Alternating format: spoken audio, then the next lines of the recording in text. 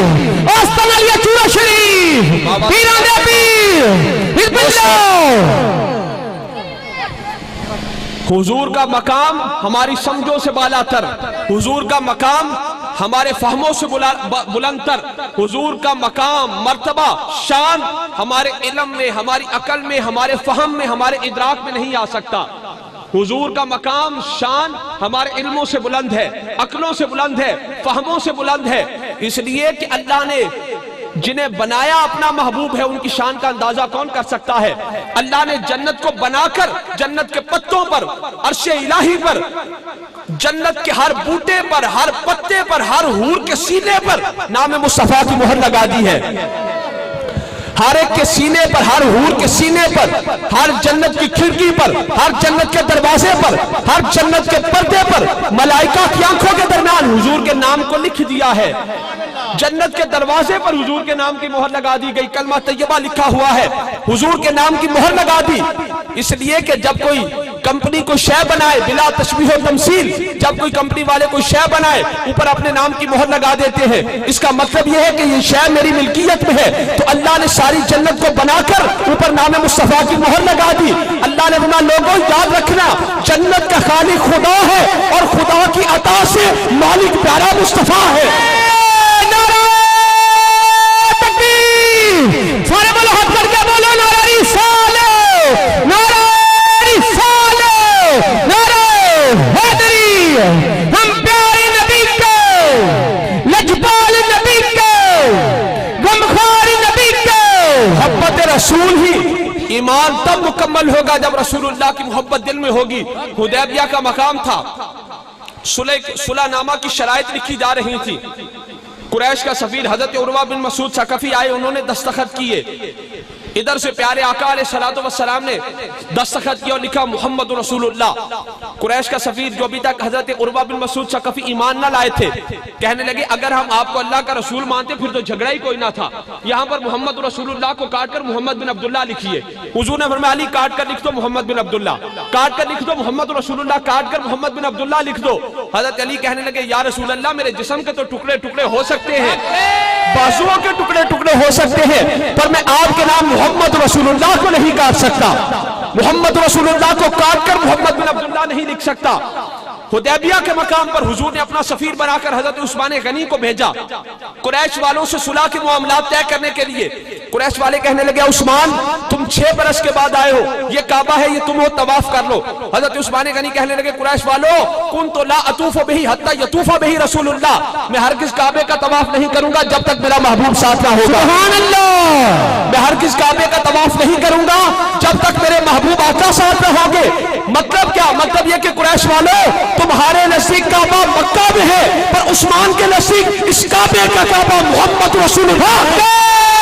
نعرہ تکبیر، سارے بولو ہاتھ کر کے بولے نعرہ رسالہ، نعرہ رسالہ، نعرہ حیدری۔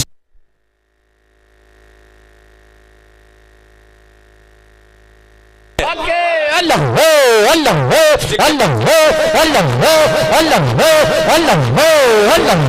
اللہ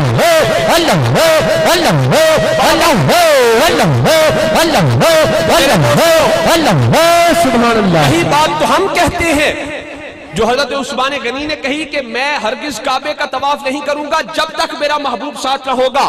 تو میرے دوستو یہی بات ہم کہتے ہیں کہ اگر حضور کی محبت دل میں ہے پھر کعبہ کا طواف کرنے کا بھی فائدہ ہے، پھر حجر اسود کو بوسہ دینے کا بھی فائدہ ہے، پھر مقام ابراہیم پر نماز پڑھنے کا بھی فائدہ ہے، پھر صفا و مروہ پر سعی کرنے کا بھی فائدہ ہے۔ اگر محبت ہے تو پھر سب کچھ ہے، اور اگر محبت نہیں ہے تو پھر کسی کام کا کوئی فائدہ نہیں ہے۔ حضور کی محبت ہے تو سب کچھ ہے، حضور کی محبت نہیں ہے تو کچھ بھی نہیں ہے۔ حجر اسود کون سا پتھر ہے؟ جنتی پتھر۔ اور پیارے آقا علیہ السلام نے کیا فرمایا؟ حجر اسود اپنے ہر سلام کہنے والے کے سلام کو سنتا بھی ہے، اس کا جواب بھی دیتا ہے، اور میدان محشر میں اس کی گواہی بھی دے گا۔ میدان محشر میں اس کی بولو بھی، میدان محشر میں اس کی گواہی بھی دے گا۔ اور حضور نے فرمایا لہو عینان، اس کی 2 آنکھیں ہیں، لہو اذنان، اس کے 2 کان ہیں، ولہو لسان، اس کی 1 زبان بھی ہے، اس کی 1 زبان بھی ہے۔ میدان محشر میں یہ پتھر، جنتی پتھر اپنے ہر سلام کرنے والے کے سلام کی گواہی بھی دے گا۔ یہ کس پتھر کا علم ہے؟ ایک وقت میں کم و بیش 25 لاکھ حاجی حج کرتے ہیں، پر حجر اسود ہر حاجی کے سلام کا جواب بھی دیتا ہے، میدان محشر میں اس کی گواہی بھی دے گا۔ اور اربوں کھربوں لوگوں نے اسے چوما، اسے سلام کیا، ہر ایک کے سلام کو اس نے جواب بھی دیا اور اس کی میدان محشر میں گواہی بھی دے گا۔ یہ کس کا علم ہے؟ جو جنتی پتھر ہے۔ یہ کس کا علم ہے؟ جو جنتی پتھر ہے۔ میرے دوستو، یہ اس پتھر کا علم ہے جو جنت کا پتھر ہے۔ پیارے مصطفیٰ کا علم کیا ہوگا کہ جنت کے ہر پتے پر رب نے جن کا نام نعرہ تکبیر، سارے بلے ہاتھ بن کے بولے نعرہ رسالہ، نعرہ رسالہ، نعرہ حیدری، آستان علیہ چورہ شریف، پیران دے پیر، حزب اللہ، اللہ اللہ، ہم پیارے نبی کے، لجپال نبی کے، یہ اس سارے نبی کے، اس پتھر کا علم ہے کہ جو جنت سے آیا، تو پھر پیارے مصطفیٰ کے علم کا اندازہ کون کر سکتا ہے کہ اللہ نے ساری جنت کو بنا کر جن کے نام کی مہر لگا دی ہے۔ جو اس پتھر کا علم ہے جو جنتی پتھر ہے، پیارے مصطفیٰ کے علم کا اندازہ کون کر سکتا ہے؟ مصطفیٰ کا علم کتنا ہوگا کہ جنت کے ہر پتے پر جس مصطفیٰ کا نام سبحان اللہ، جن کا نام لکھا ہوا ہے، جنت کے ہر پتے پر جن کا نام لکھا ہوا ہے۔ مصطفیٰ کے عشق سے سینے کو منور کر کے جانا ہے۔ جب حضور کی نسبت ہو گئی، حضور کی غلامی ہو گئی، تو پھر کیا ہوگا؟ حضرت ابراہیم علیہ السلام اللہ کے نبی ہیں، بڑے مقرب نبی ہیں، پر جب نمرود کی آگ میں گئے، آپ کے قدم آگ سے مس ہوئے، آگ پھر گلزار ہوئی۔ نمرود آگ کو جلانے والا تھا۔ آگ کس نے جلائی تھی؟ نمرود نے۔ نمرود آگ کا جلانے والا تھا۔ جب حضرت ابراہیم خلیل اللہ کے قدم آگ سے مس ہوئے، آگ پھر گلزار ہوئی۔ پر ادھر جب حضور کی امتی کی شان دیکھو کہ حضور کا امتی جب پل صراط پر سے گزرے گا تو دوزخ کی آگ کو رب نے جلایا ہے۔ رب خود فرمائے گا، اے حضور کے امتی، اے بندہ مومن، پل صراط پر سے ذرا جلدی گزر، فَإِنَّا نُورَكَ أَطْفَى اللَّهْبِ، کیونکہ تیرے نور سے میری دوزخ کی آگ بجھتی چلی جا رہی ہے، تیرے نور سے میری دوزخ کی آگ بجھتی چلی جا رہی ہے۔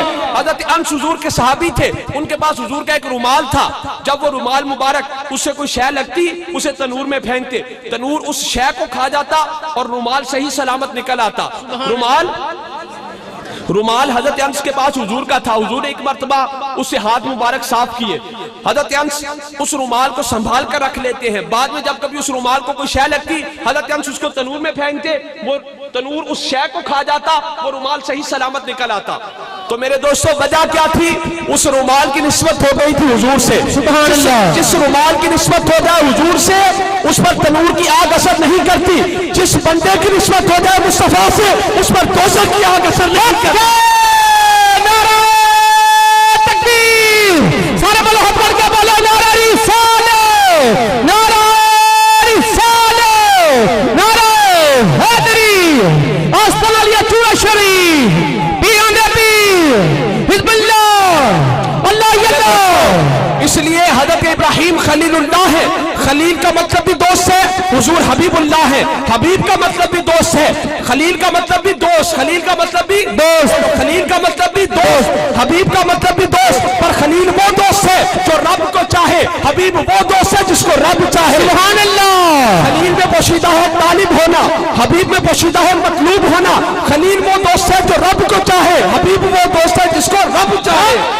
اسی لیے حضرت ام المومنین حضرت عائشہ صدیقہ عرض کرتی ہیں، حضور کی زوجہ محترمہ، ہم مومنوں کی ماں، آپ فرماتی ہیں، یا رسول اللہ ما ارا ربک الا یسارع فی ہواک، میں رب کو دیکھتی ہوں آپ کی تمنا پوری کرنے میں بڑی جلدی کرتا ہے۔ یا رسول اللہ، میں رب کو دیکھتی ہوں آپ کی تمنا پوری کرنے میں بڑی جلدی کرتا ہے، ابھی آپ کی تمنا زبان پر نہیں آتی، رب اسے پورا کر دیتا ہے۔ حضرت ام المومنین یہ کیوں نہ فرمائے؟ اس لیے کہ ام المومنین کو پتا ہے عین حالت نماز میں حضور چہرہ مبارک اوپر کی طرف اٹھائیں، رب کعبہ بدل دیتا ہے، مقام محمود پر حضور سجدہ فرمائے، رب سارے گناہگاروں کو بخش دیتا ہے۔ سبحان اللہ، عین حالت نماز میں مصطفیٰ چہرہ اوپر کی طرف کرے، رب کعبہ بدل دیتا ہے۔ میدان محشر میں حضور مقام محمود پر سجدہ کرے، رب سارے گناہگاروں کو بخش دیتا ہے۔ رب فرمائے وَلَسَوْفَ يُعْطِيكَ رَبُّكَ فَتَرْضَىٰ، مصطفیٰ آپ کو آپ کا رب اتنا عطا فرمائے گا آپ راضی ہو جاؤ گے۔ سبحان اللہ، رب فرمائے کلہم یطلبون رضائی وانا اطلب رضاک یا محمد، پیارے حبیب ساری دنیا میری رضا چاہتی ہے، میں تیری رضا چاہتا ہوں۔ رب فرمائے، کون فرمائے؟ رب، بابا سے بلند کون فرمائے؟ رب فرمائے پیارے حبیب کلہم یطلبون رضائی وانا اطلب رضاک یا محمد، پیارے حبیب ساری دنیا میری رضا چاہتی ہے، میں تیری رضا چاہتا ہوں۔ ملائکہ چاہے رب کی رضا، انبیاء چاہے رب کی رضا، مقربین چاہے رب کی رضا، کل کائنات چاہے رب کی رضا، رب چاہے پیارے مصطفیٰ کی رضا، تو ساری دنیا مل کر جس کی رضا چاہے وہ خدا ہے، اور خدا بھی جس کی رضا چاہے وہ پیارا مصطفیٰ ہے۔